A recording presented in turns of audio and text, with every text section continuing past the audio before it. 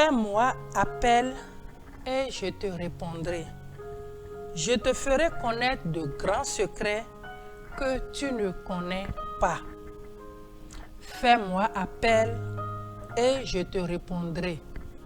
Je te ferai connaître de grands secrets que tu ne connais pas. Que le Seigneur bénisse sa parole. Et notre prière est que autant que nous sommes, nous ayons part à cette portion d'écriture. Que chacun en son rang et en son temps puisse avoir la révélation des secrets que nous ne connaissons pas de la part de notre Seigneur. Qu'il en soit ainsi pour vous au nom de Jésus. Nous prions pour vous au cours de cette journée que ce qui est caché à vous, alors que vous devez connaître et qui est nécessaire et indispensable pour votre élévation, pour votre bien-être, pour le bon fonctionnement de tout ce que vous avez, et que jusqu'à l'heure-là, ces choses vous sont cachées, que le Seigneur notre Dieu ôte le voile de dessus votre tête et de vos yeux, et que vous puissiez voir clair au nom puissant de Jésus.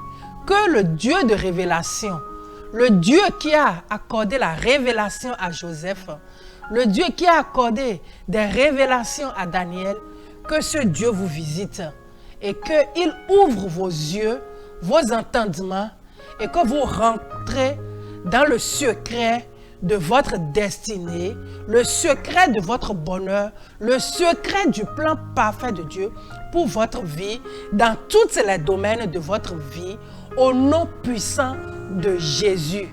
Amen. Que le Seigneur vous bénisse. Chers téléspectateurs, nous en avons besoin.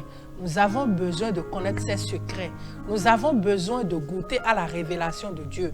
Nous avons besoin que le Seigneur nous révèle les choses. Cela va nous amener à connaître encore Dieu plus que nous le connaissions.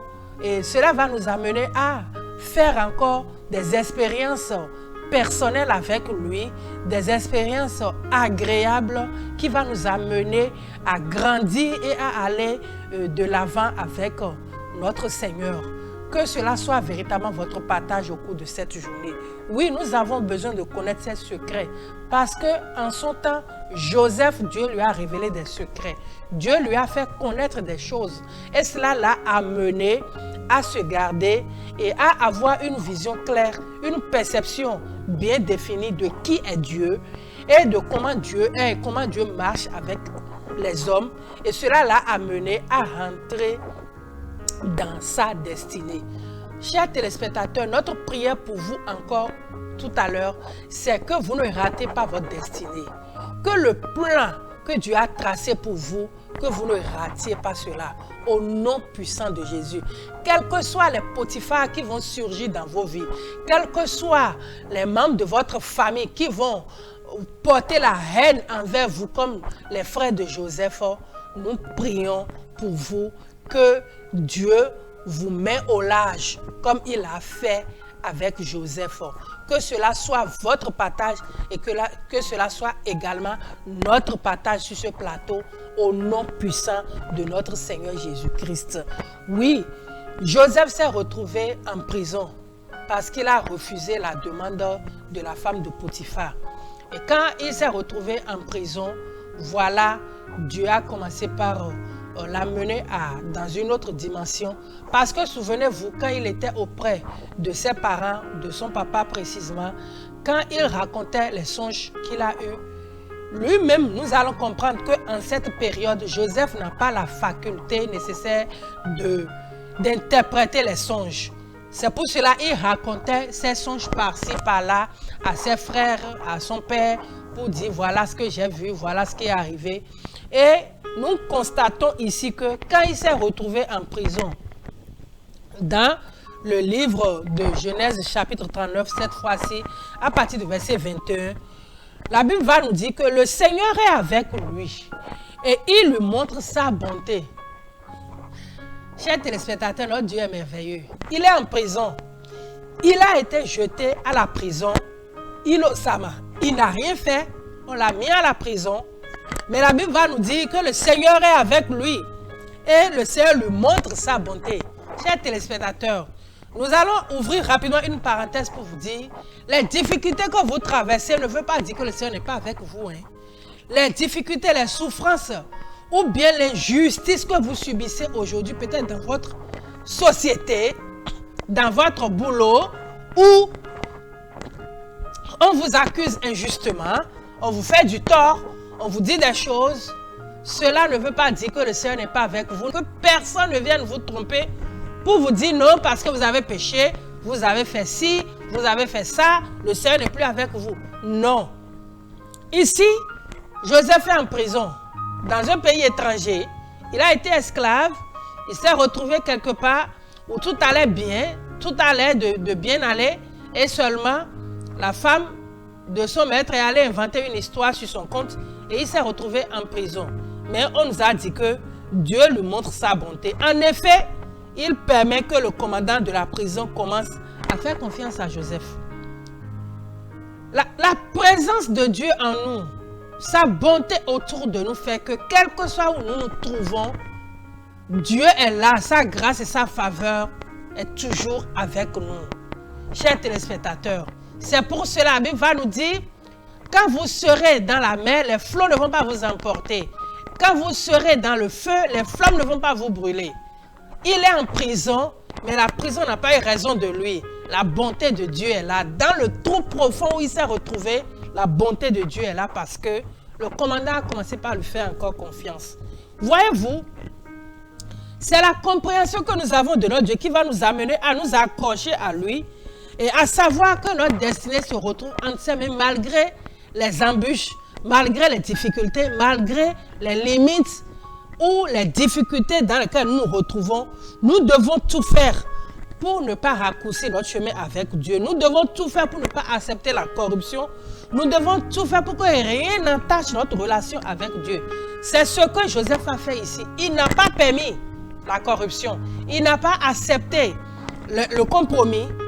Et voilà, la Bible a dit, fais-moi appel et je te répondrai. Voilà que Joseph, dans la prison, il a commencé pas encore à voir la grâce et la faveur. Et des gens ont fait des songes. Joseph a commencé par expliquer les songes aux gens.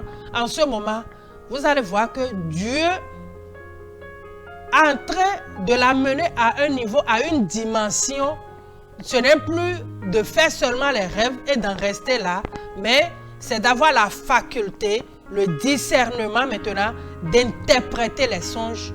Et nous allons voir plus tard cette faculté qu'il a d'interpréter les songes qui viennent de Dieu, là où cela va l'amener dans sa destinée. Chers téléspectateurs, n'oublions pas l'exemple de Géasi. Dans la Bible, l'exemple de Samson. C'est des gens sur la vie desquels Dieu a un plan fabuleux. Dieu a un projet merveilleux, mais ils se sont laissés corrompre. Ils ont accepté la facilité, ils ont embrassé la corruption et le plan de Dieu ne s'est pas achevé dans leur vie. C'est ce que nous étions en train de vous dire. Malgré la souveraineté de Dieu, sa toute-puissance, sa capacité, sa force et les miracles qu'il opère, si vous-même en tant qu'individu, vous-même en tant que créature, vous-même en tant qu'enfant de Dieu, vous vous levez et vous acceptez la compromission, eh bien, le plan de Dieu ne peut plus s'accomplir sur votre vie. C'est le cas typique de Géasi, parce qu'il a accepté la compromission. Or, son maître avait une histoire. Si Géasi pouvait faire une rétrospection et voir, mais mon maître, comment il a fait pour être là? Comment mon maître Élisée a fait avec son maître à lui, Élie, et il s'est retrouvé là? Si Géasi avait la sagesse, si Géasi avait la perception de Dieu dans sa vie, si Géasi avait une vision claire de Dieu, du plan de Dieu pour sa vie, si Géasi pouvait comprendre et embrasser, avoir une vision de sa vie et de savoir comment se comporter, il n'allait jamais accepter cette compromission.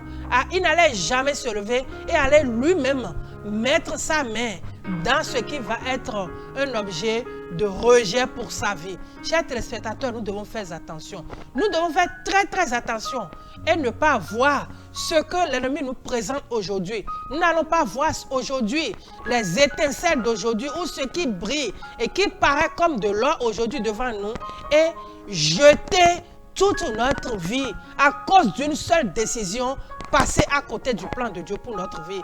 C'est l'exemple de Joseph qui va nous amener à réfléchir, à méditer. Géasi n'a pas su reconnaître l'histoire, lire l'histoire, la garder au fond de son cœur et se dit, mais maintenant, comment moi je dois faire pour être comme mon maître et pour aller de l'avant? Il a fait une confusion totale, il regardait les signes extérieurs qui étaient autour de lui et il s'est laissé à ses imaginations infécondes, infructueuses et cela l'a amené à tomber, à ne pas rentrer dans le plan de Dieu pour sa vie. Chers téléspectateurs, nous prions que cela ne vous arrive pas. Nous refusons que ce qui est arrivé à Samson ne vous arrive pas. Samson n'a pas respecté les plans, les principes de Dieu. Sinon, il n'allait jamais dire à ses parents, je veux cette femme ou sinon je meurs. Et cela lui a coûté sa vie et tout le reste que nous connaissons déjà de son histoire. C'est pour cela que nous devons faire attention. Surtout nous les jeunes, nous devons faire attention. Nous devons toujours demander la volonté de Dieu. Demander le plan de Dieu pour notre vie. Nous devons épouser la vision de Dieu pour notre vie. Et dire, cela, c'est ça que je dois embrasser, c'est ça que je dois chérir, c'est cela que je dois garder du plus profond de mon cœur pour que le plan de Dieu s'exécute pour ma vie. Nous prions que vous ne fassiez pas partie des Géasi de cette époque, des Samsons de notre époque. Nous refusons cela. Nous prions le Seigneur qu'il vous éclaire, qu'il vous amène à ce que vous compreniez son plan pour votre vie. Que vous ayez une vision claire, un objectif précis du plan de Dieu pour votre vie. Nous prions le Seigneur que vous ne vous détourniez pas ni à gauche ni à droite, mais que vous soyez sur le plan de Dieu. Qu'il vous ramène sur son chemin. Que sa houlette et son bâton vous rassurent. Que vous prenez ces quelques versets que nous venons de lire pour que cela éclaire votre journée. Nous allons retenir ce que nous avons lu dans le livre de Genèse 33, le verset 3, qui nous dit « Fais-moi appel, je te répondrai. Je te ferai connaître les grands secrets que tu ne connais pas. » Seigneur, nous prions. Seigneur, fais-nous connaître les grands secrets en ce qui concerne notre vie. Fais-le pour nos téléspectateurs, fais-le pour nous également. Fais-le pour toutes personnes qui vont se retrouver face à cette vidéo, face à cette émission. Seigneur, que ta révélation soit leur partage. Ouvre leurs entendements. Révèle-toi à eux pour que leur perception en ce qui te concerne change à jamais. Qu'ils aient une vision claire de qui tu es et de quoi tu es capable dans la vie d'un homme. Merci Jésus parce que tu l'as fait. Au nom puissant de Jésus-Christ de Nazareth. Amen. Que le Seigneur vous bénisse, qu'il vous garde.